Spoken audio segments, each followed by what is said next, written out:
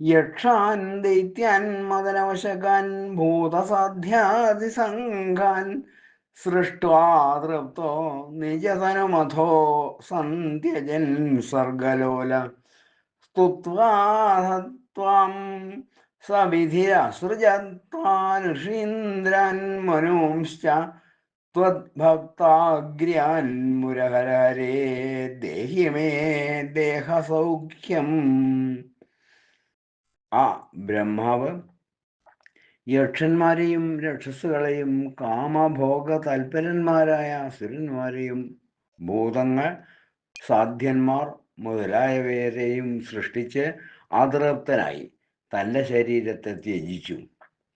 പിന്നെ സർഗലോലനായ അദ്ദേഹം അങ്ങയെ സ്തുതിച്ച് അങ്ങയുടെ ഭക്തന്മാരായ മഹർഷിമാരെയും മനുക്കളെയും സൃഷ്ടിച്ചു.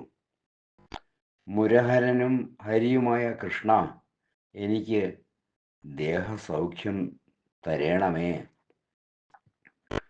ബ്രഹ്മാവ് ശരീരം ഉപേക്ഷിച്ചു എന്നതുകൊണ്ട് തത്സമയത്ത് ഉദിച്ച ഭാവത്തെ ഉപേക്ഷിച്ചു എന്ന അർത്ഥമാണ് ധരിക്കേണ്ടത്. ഭഗവാനെ സ്തുതിച്ച് മനസ്സ് ശുദ്ധമായ ബ്രഹ്മാവ് പിന്നീട് ചെയ്ത സൃഷ്ടികൾ കൂടുതൽ നന്നായി.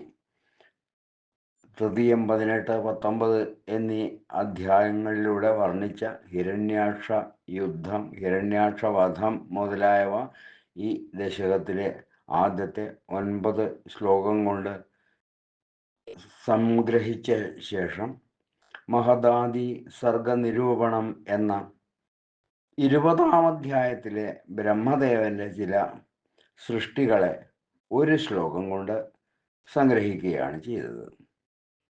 സർവത്ര ഗോവിന്ദനാമ സങ്കീർത്തനം, ഗോവിന്ദ ഗോവിന്ദ.